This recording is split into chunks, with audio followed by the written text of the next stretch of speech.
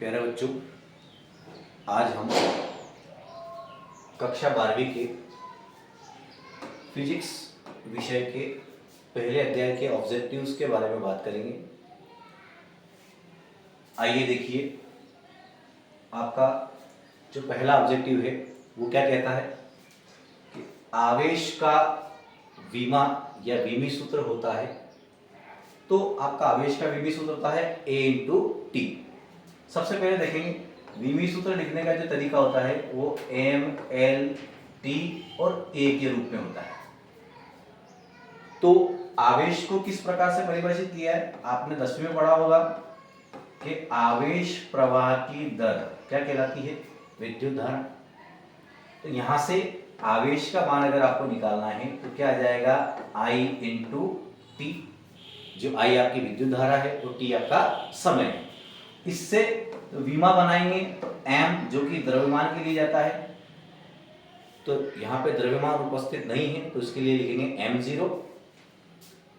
L लंबाई के लिए जाता है, ये आ जाता है जो भी आपके पास उपस्थित नहीं है, इसलिए लिखेंगे 0। समय के लिए T है, आपके पास T एक बार है, और विद्युत धारा के लिए विमी सूत्र लेते हैं एम्पियर। तो आपका विमी सूत्र बनता है M0L0T1 A1। इसलिए आपके लिए विमी सूत्र बनाया गया है A/T। इसी के साथ ही अगला जो पूछा गया है,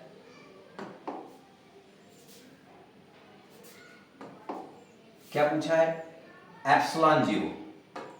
क्या पढ़ाएंगे इसको, एप्सिलॉन जीरो। एप्सिलॉन जीरो जो होती है वो माध्यम की विद्युतशीलता होती है कि आपके चारों ओर का माध्यम कैसा है, कितना विद्युतशील है। तो एप्सिलॉन जीरो का जो मात्रक लिखा है आपके पास वो दो तरीके से निकाला जा सकता है। एक तो आपको दिया है मात्रक फैराड प्रति मीटर। तो फैराड प्रति मीटर किस प्रकार से आया, तो आपके पास गोली चालक की धारिता का सूत्र होता है C बराबर 4πε0। कितना होता है, C बराबर 4πε0r।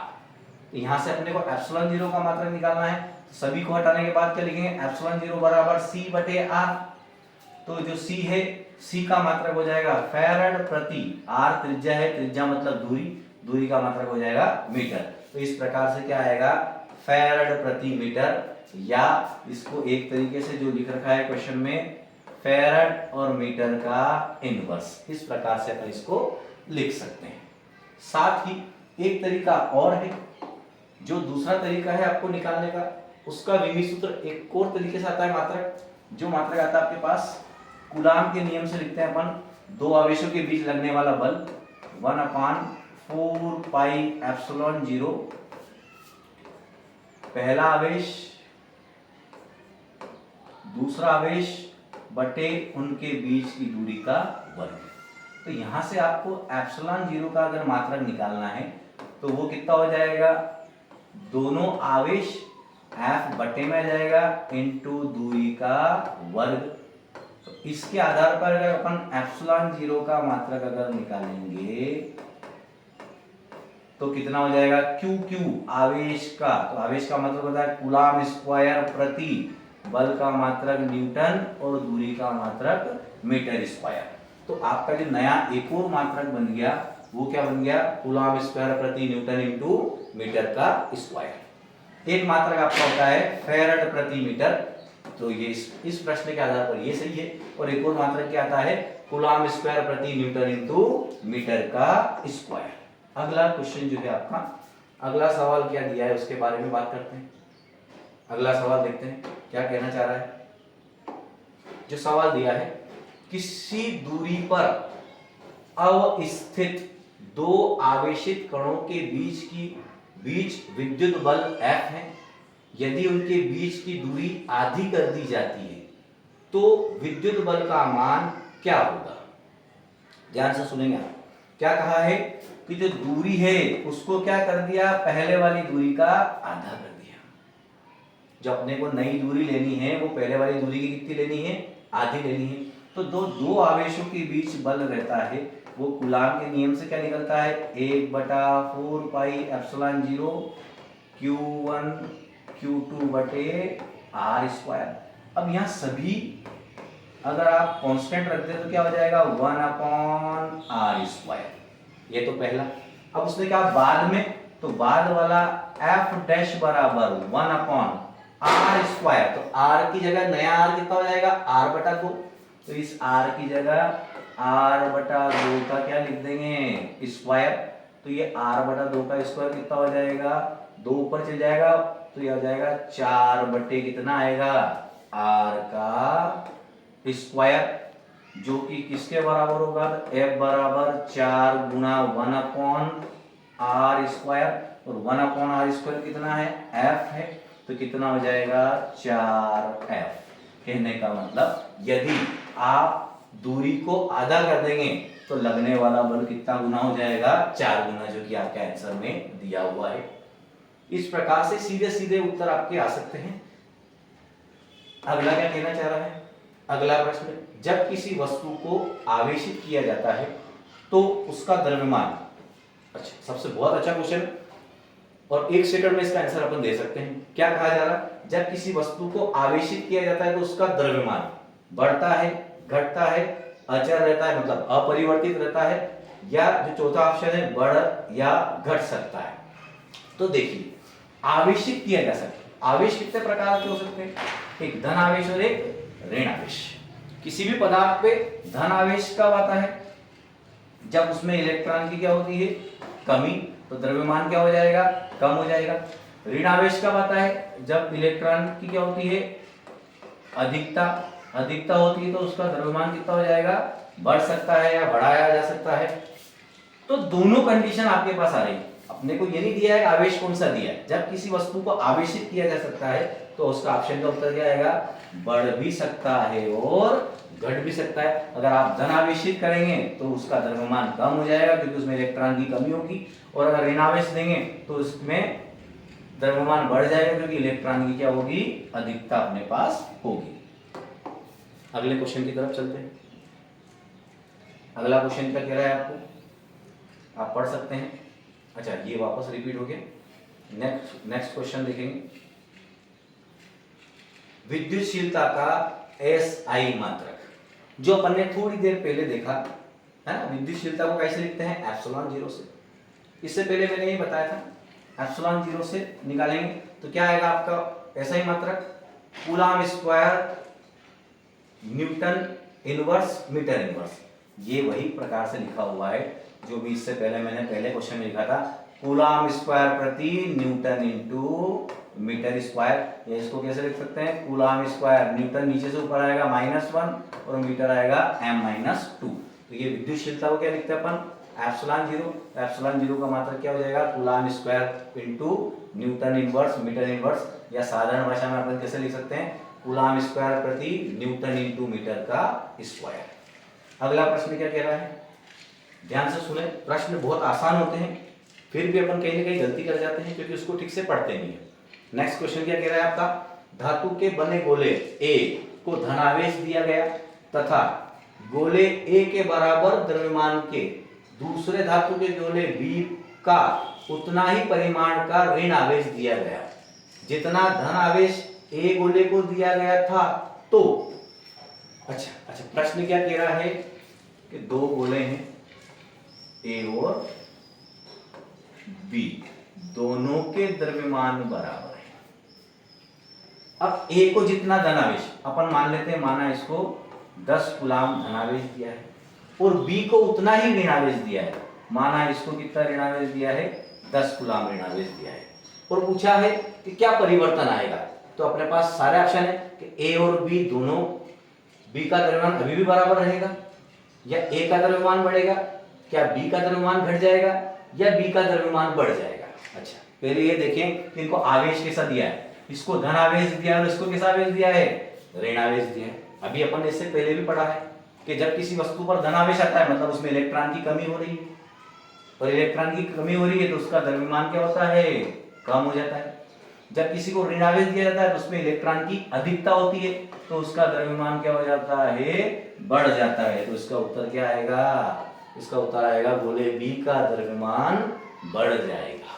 क्वेश्चन आसान रहता है, इसको समझना है और समझ के आपको निशान लगाना है। अगले क्वेश्चन के बारे में बात करते हैं।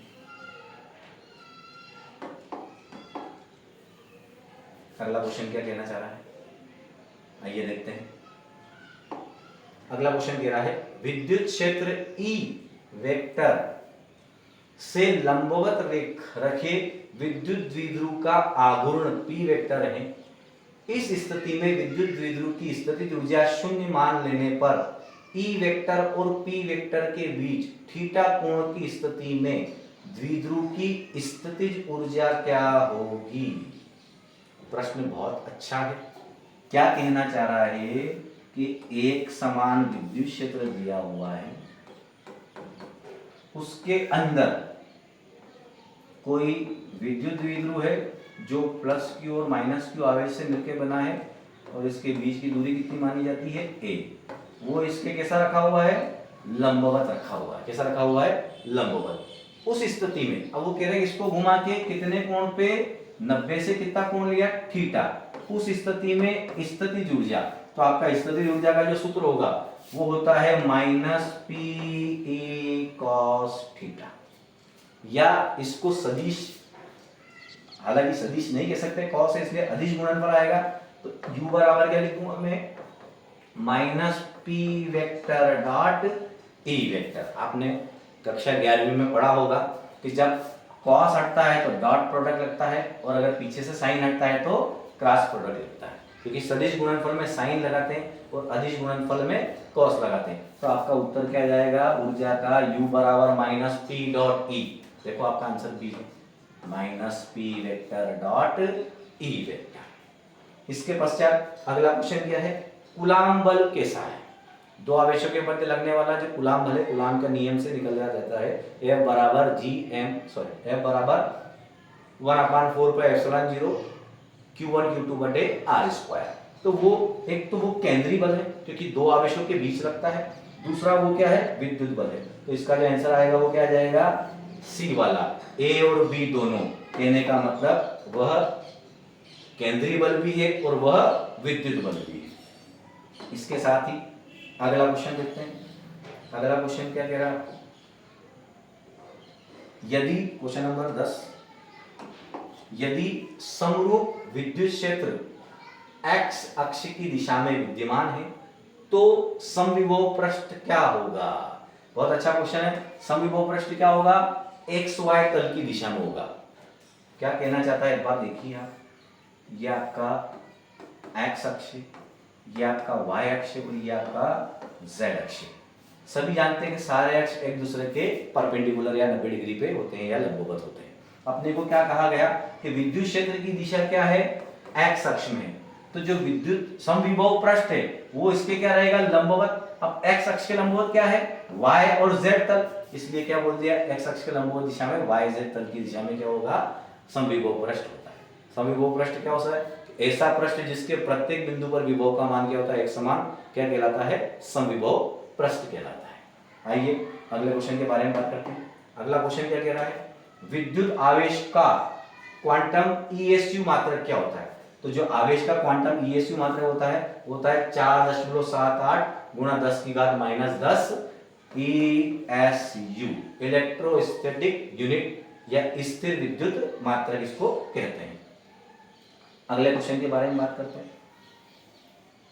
अगला क्वेश्चन क्या कहना चाह रहा है, स्थिर विद्युत क्षेत्र होता है, क्या कहना चाह रहा, स्थिर विद्युत क्षेत्र होता है। तो जो स्थिर विद्युत बल होता है वो संरक्षी बल होता है। कैसा बल होता है, संरक्षी बल। तो स्थिर विद्युत क्षेत्र उससे ही निर्मित होगा, तो वो भी कैसा होगा, संरक्षी होता है। इसके बाद अगला क्या कह रहा है, एक एकाकी चालक, मतलब एकांक आवेश का जो चालक है, एकाकी चालक के लिए निम्न में से कौन सा अनुपात अचर होता है।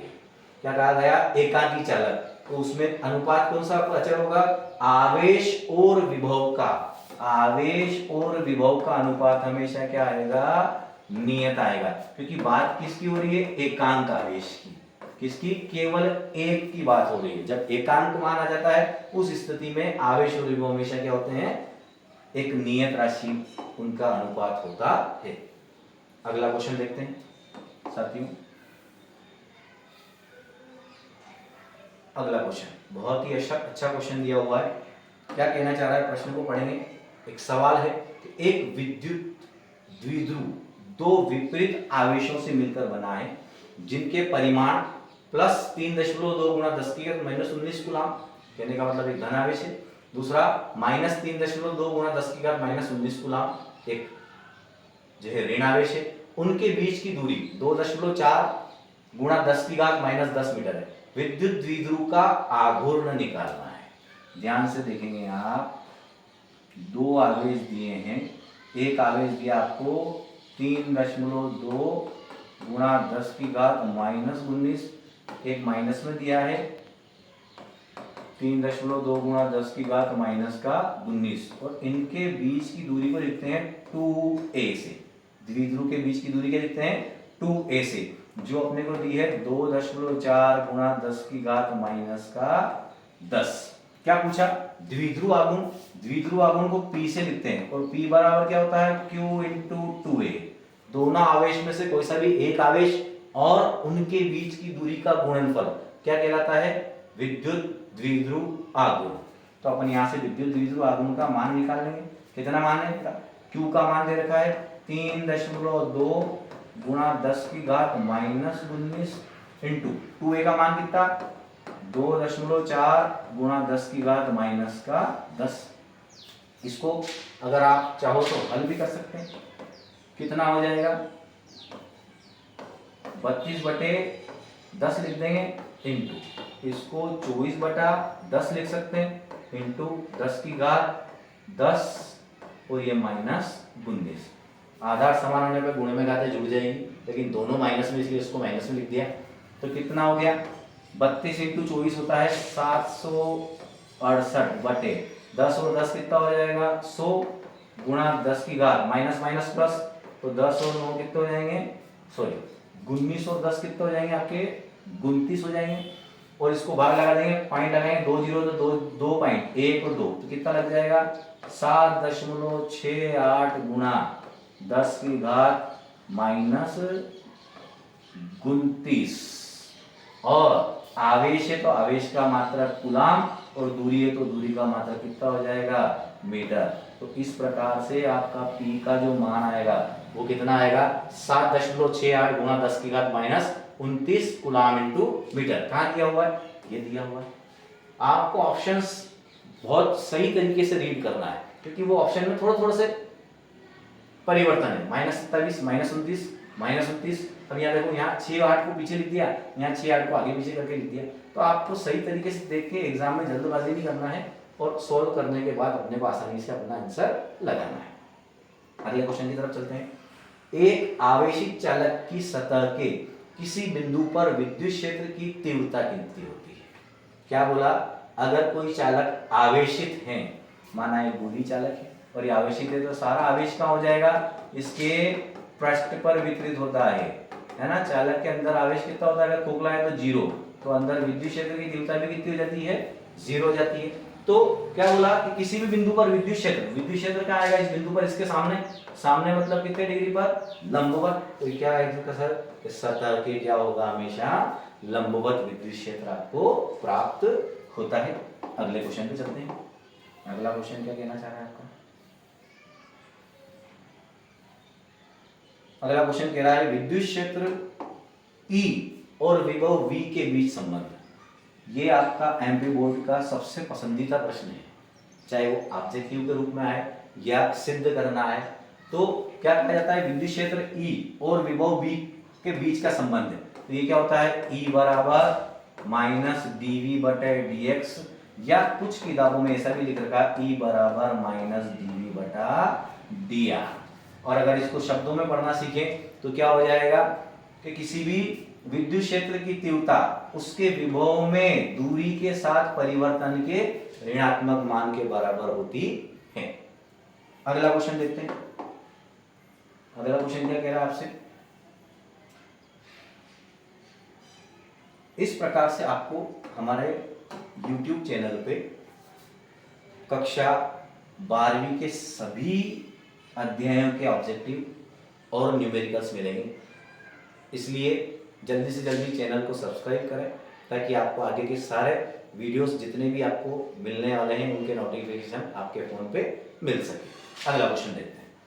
प्रश्न क्या कह रहा है कि साबुन के एक बुलबुले को जब आवेशित किया जाता है तो उसकी त्रिज्या, तो त्रिज्या क्या हो जाएगी, बढ़ जाएगी। क्यों बढ़ जाएगी? जब साबुन के गोले को आवेशित करेंगे तो उसके अंदर जो वायु के कण हैं वो एक समान आवेश से चार्ज होंगे, चाहे आपने प्लस चार्ज से आवेशित किया या माइनस चार्ज से आवेशित किया। अब ये एक समान आवेश है तो ये एक दूसरे को क्या करेंगे, प्रतिकर्षित। एक दूसरे को क्या करेंगे, प्रतिकर्षित। समान आवेशों में प्रतिकर्षण होता है जिसके कारण वो उसकी त्रिज्या को क्या करेंगे, बढ़ाने का प्रयास करते हैं, इसलिए क्या आएगा, बढ़ती है त्रिज्या। अगला प्रश्न क्या कह रहा है, विद्युत द्विध्रुव आघूर्ण का एसआई मात्रक। विद्युत द्विध्रुव आघूर्ण क्या होता है, एक आवेश गुणा दोनों आवेशों के बीच की दूरी क्या कहलाता है, विद्युत द्विध्रुव आघूर्ण कहलाता है। तो आइए देखिए, आवेश इसका मात्रक होगा कूलाम और दूरी का मात्रक होगा मीटर। कहीं नजर आ रहा है कूलाम इंटू मीटर, आइएगा पहले नंबर पे। तो विद्युत द्विध्रुव आघूर्ण का मात्रक क्या हो जाएगा, कूलाम इंटू मीटर। अगला क्वेश्चन देखते हैं, आइए। अगला क्वेश्चन क्या कह रहा है आपको, विद्युत क्षेत्र में प्रवेश करने वाले एक इलेक्ट्रॉन का प्रारंभिक वेग विद्युत क्षेत्र से भिन्न दिशा में है, विद्युत क्षेत्र में इलेक्ट्रॉन का पथ कैसा होगा। बहुत ही अच्छा क्वेश्चन है। आप देखिए, माना ये क्या है, एक समान विद्युत क्षेत्र है, जहां पे सभी बिंदु पर विद्युत क्षेत्र की तीव्रता क्या है, एक समान, और विद्युत क्षेत्र की दिशा सामने की ओर है। अगर इसमें कोई इलेक्ट्रॉन इसके लंबवत या विद्युत क्षेत्र की दिशा से अन्य दिशा से प्रवेश करता है तो उसका मार्ग कैसा हो जाता है, उसका मार्ग हो जाता है परवलयाकार। ये बहुत ही अच्छा क्वेश्चन है और कई बार परीक्षाओं में पूछा है कि जब कोई आवेश या जब कोई इलेक्ट्रॉन किसी विद्युत क्षेत्र में विद्युत क्षेत्र के लंबवत प्रवेश करता है तो उसका मार्ग तो किस प्रकार से हो जाएगा, उसका मार्ग परवलयाकार हो जाता है। नेक्स्ट क्वेश्चन देखते हैं आपका। नेक्स्ट क्या कह रहा है, एप्सिलॉन जीरो की विमाएं लिखिए या विमी सूत्र क्या है। तो अगर सीधा सीधा आप याद कर सकते हैं तो क्या हो जाएगा, m-1 l-3 t4 a2। ये तो सीधा जो बच्चे याद कर सकते हैं वो याद कर लेंगे, लेकिन इसको निकालने का सबसे बढ़िया तरीका है, जो आपको कूलाम बल है वो कितना आता है, 1/4/ε0 Q/r²। यहाँ से इसका अपन ने अभी फॉर्मूला बनाया था Q/F/r²। Q मतलब क्या हो गया, कूलाम स्क्वायर प्रति न्यूटन इंटू कितना, मीटर स्क्वायर। तो यहां से अपन इसको सोल्व कर सकते हैं। कूलाम इसका मात्रक आवेश, आवेश का विमेय सूत्र होता है AT, और अपने पास स्क्वायर तो स्क्वायर लिख देंगे। न्यूटन मतलब बल का विमेय सूत्र होता है ml1T-2, और मीटर का क्या हो जाएगा, L2 लंबाई के लिए। बस अपन इसको हल कर देंगे, हल करेंगे अपने पास मान आ जाएगा। ये कितना हो गया, ये आपके पास हो जाएगा A2 और TB2, M1 L1 और T-2, और नीचे कितना है L2 ध्यान से देखेंगे, इसको हल करेंगे। M नीचे से ऊपर आ जाएगा, कितना हो जाएगा, नीचे से ऊपर आया तो M-1। उसके बाद देखो L1 है और 2 है, 1 और 2 कितना हो गया, L3। ऊपर आएगा जो कितना हो जाएगा, L-3। उसके बाद T नीचे भी 2 है और ऊपर भी 2 है, नीचे का -2 ऊपर आएगा, टाइम बदल जाएगा प्लस में, ऊपर 2 पहले से ही और प्लस का 2 और 2 कितना हो जाएगा, तो T हो जाएगा 4, और क्या बचा अपने पास A पहले से ऊपर ही है तो A प्लस का क्या हो जाएगा 2। तो आपका विमीय सूत्र क्या आया, m-1 l-3 t4 a2, m-1 l-3 t4 a2। तो अपन इसको इतनी आसानी से निकाल सकते हैं, और निकालना सीख जाएंगे तो आपको याद करने की आवश्यकता नहीं पड़ेगी। अगले क्वेश्चन पे चलते हैं।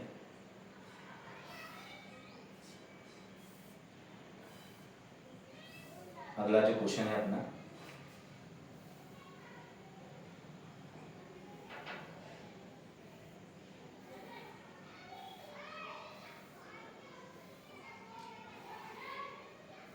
विमी सूत्र के बाद क्या कहना चाह रहा है, एक स्थिर आवेश उत्पन्न करता है।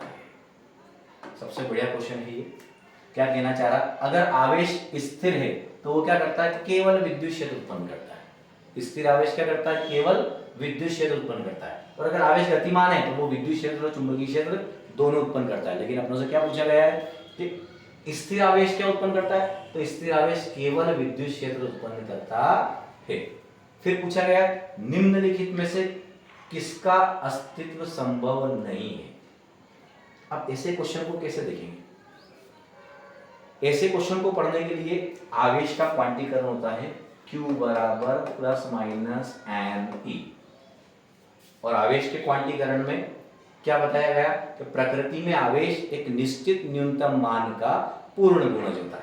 कहने का मतलब जो E का मान है ये न्यूनतम आवेश होता है 1.6 गुणित 10 की घात माइनस 19 कूलाम। और N क्या होता है, संख्या 1 2 3 4 5। अर्थात अगर प्रकृति में आवेश होगा तो वो तो 1 कूलाम होगा, 2 होगा, 3 होगा, 4। 1.2 के रूप में नहीं होगा, 1.4 के रूप में नहीं होगा। तो अपने को इन मात्रकों को निकाल के देखना है। 3.2 तो 3.2 को कैसे, तो 3.2 गुणा 10 की घात माइनस का 19। तो 3.2 को अपन 1.6 गुणा 2 गुणा 10 की घात माइनस 19 लिख सकते हैं। तो बिल्कुल ये तो अपना आवेश के क्वांटीकरण के अंतर्गत आ रहा है। 32 64 6.4 तो 16 चौक 64 होता है। तो ये हो जाएगा 1.6 गुणा 4 गुणा 10 की घात माइनस 19। ये भी संभव है। 4 गुणा E है ना, 1.6 19 कितना हो गया, इसको क्या लिख सकता हूं मैं 4E। इसको क्या लिख सकता हूं 2E। फिर 16 1.6 तो है इसी, ये हो जाएगा 1 ही।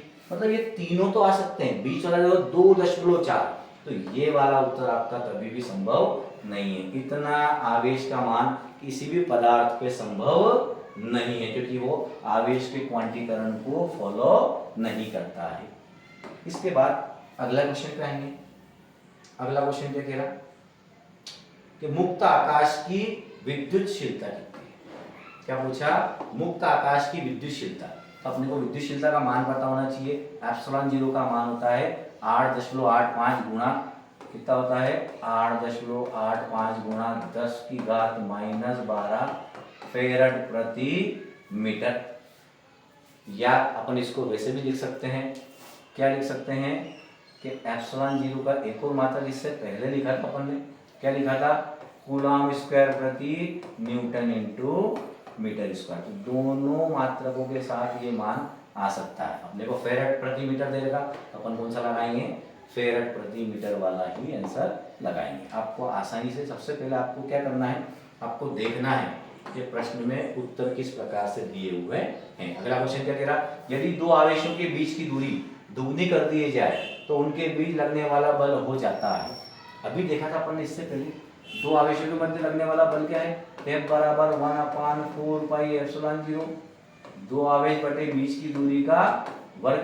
तो अपन इसको कैसे लिख सकते हैं, F समानुपाती 1/r स्क्वायर। सारी चीजें r पे निर्भर करती, तो कह रहा बीच की दूरी को कितना कर दें, दुगना कर दें। तो r की जगह क्या कह रहा वो 2r का होल स्क्वायर। इसको खोलेंगे तो कितना लिख दूंगा 1/4r स्क्वायर। तो कितना हो जाएगा, ये हो जाएगा 1/4 गुना 1/r स्क्वायर। मतलब पहले वाले बल का कितना गुना 1/4 गुना। मतलब आपका जो है सी वाला उत्तर क्या रहेगा, सही रहेगा। अगला क्वेश्चन देखते हैं। अगला क्वेश्चन क्या कह रहा है, अगला क्वेश्चन कह रहा है पी द्विध्रुव आघूर्ण वाला एक विद्युत द्विध्रुव विद्युत क्षेत्र E के साथ 90 डिग्री का कोण बनाता है, तब इस पर लगने वाला बल आघूर्ण क्या कहा जा रहा है, एक समान चुंबकीय विद्युत क्षेत्र है ये E। इसके अंदर विद्युत द्विध्रुव कितना कोण बनाता है, ये विद्युत द्विध्रुव जो प्लस क्यू और माइनस क्यू आवेश से, और ये कितने डिग्री पर बना है 90 डिग्री पे। कितने डिग्री पर रखा है 90 डिग्री पे। तो बल आघूर्ण की गणना करनी है। तो बल आघूर्ण का सूत्र होता है टाउ बराबर पी साइन थीटा। अब आपको थीटा कितना दे रखा बेटा, थीटा दे रखा है 90 डिग्री। यहाँ मान रख देंगे टाउ बराबर पी ई साइन 90, और आप सभी जानते हैं साइन 90 का मान कितना होता है 1, तो आप मान रख देंगे यहाँ पी ई गुणा 1, तो टाउ बराबर कितना आ गया आपके पास बड़ा गुण पी ई। इसके आधार पर अपन क्या लगा देंगे, उत्तर पहला पी इंटू ई हो जाएगा। बहुत ही अच्छा क्वेश्चन था, और इस प्रकार के क्वेश्चन परीक्षा में पूछे भी जाते हैं एमपी बोर्ड में। अगला क्वेश्चन क्या कह रहा है, अगला क्वेश्चन कह रहा है विद्युत क्षेत्र ई तीव्रता के विद्युत क्षेत्र में पी द्विध्रुव आघूर्ण वाला विद्युत द्विध्रुव पर लगने वाला बल आघूर्ण, अभी लिखा बल आघूर्ण का सूत्र क्या होगा, टाउ बराबर क्या लिखा मैंने पी ई साइन थीटा। अब ध्यान से देखें आप, P भी सदिश राशि है और E भी सदिश राशि है। अब जब सदिशों के बीच में साइन हटता है तो बीच में क्या आ जाता है, क्रॉस आता है। क्या आ जाता है, बीच में क्रॉस आ जाएगा। तो आपका उत्तर क्या रहेगा, P vector cross E vector, क्योंकि ये सदिश गुणनफल है। कैसा गुणनफल है, सदिश गुणनफल। एक होता है अदिश गुणनफल। जब आप अदिश गुणनफल निकालते हैं, जैसे A vector dot B vector अगर आप निकालोगे, डॉट मतलब अदिश गुणनफल, तो ये खुलता है A का मॉड B का मॉड साथ में cos थीटा, और इसी का अगर आप सदिश गुणनफल निकालना चाहे तो क्या हो जाएगा, A का मॉड B का मॉड साथ में क्या आएगा, साइन थीटा, जो कि गैलरी का बेसिक कॉन्सेप्ट है। तो अपने पास यहाँ से साइन थीटा आया तो बीच में क्या लगा दिया मैंने, क्रॉस। इस आधार पर जो आपका उत्तर आएगा वो क्या आएगा, P क्रॉस E आएगा। नेक्स्ट क्वेश्चन पे चलते हैं और देखते हैं क्या कहा, किसी विद्युत द्विध्रुव की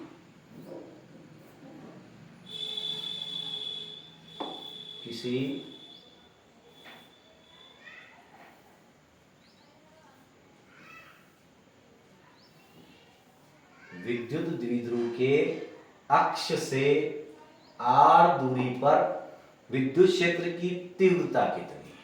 बहुत अच्छा क्वेश्चन है। क्या पूछा गया है, किसी विद्युत द्विध्रुव के अक्ष से r दूरी पर विद्युत क्षेत्र की तीव्रता कितनी होती है। तो वो होती है आपके पास E समानुपाती 1/r²। कितनी होगी, r³ सॉरी, कितनी होगी, E समानुपाती 1/r का क्यूब। अगला क्वेश्चन देखते हैं। इसके बाद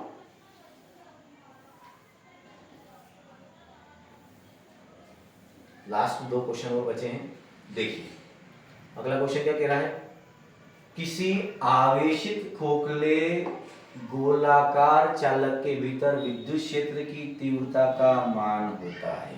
देखो आप क्या कहा, ये गोला है और ये खोखला गोला है। अगर अपन इसको आवेश देंगे, माना इसको मैंने प्लस क्यू आवेश दिया, तो ये आवेश इसके पृष्ठ पर एक समान रूप से वितरित हो जाता है और इसका पृष्ठ कहलाता है समविभव पृष्ठ। लेकिन इसके बीच में तो खोखला है और बीच में कोई आवेश उपस्थित होता ही नहीं है, तो आवेश भी जीरो और विद्युत क्षेत्र की तीव्रता भी कितनी होती है, जीरो। अपनों से क्या पूछा, विद्युतीय तीव्रता या विद्युत क्षेत्र की तीव्रता, तो कितनी आ जाएगी आपके पास, जीरो आपका ऑप्शन रहेगा। और आज का लास्ट क्वेश्चन देखिए क्या कहना चाहता है अपनों से, किसी अचालक पदार्थ, अचालक मतलब विद्युत रोधी पदार्थ जो चालक नहीं है, पदार्थ के गोले को आवेश देने पर वह वितरित होता है। अब ये अचालक पदार्थ है या कुचालक भी कह सकते हैं, जिसमें धारा प्रवाहित नहीं होती। अगर अपन इसको आवेश देंगे तो क्या ये आवेश लेगा, बिल्कुल नहीं लेगा। इस पे आवेश इकट्ठा होता ही नहीं, आवेश जाता ही नहीं है। तो क्या पूछा, सतह पर नहीं रहेगा, सतह के अंदर नहीं रहेगा, केवल भीतर नहीं रहेगा। तो ऑप्शन क्या आएगा, इनमें से कोई नहीं। इस प्रकार से आज के लिए अपने पास इतने ऑब्जेक्टिव रहेंगे और ऑब्जेक्टिव के लिए नई क्लास में आप सभी का स्वागत है। तो आप सभी अचीवर्स पॉइंट क्लासेस से जुड़िए, चैनल को लाइक शेयर और सब्सक्राइब करें। यदि आप नए हैं अपने दोस्तों से शेयर करें ताकि आपके साथ साथ वो भी इनका लाभ ले सके। नेक्स्ट वीडियो में मिलते हैं, तब तक के लिए देखते रहिए अचीवर्स पॉइंट क्लासेस। धन्यवाद।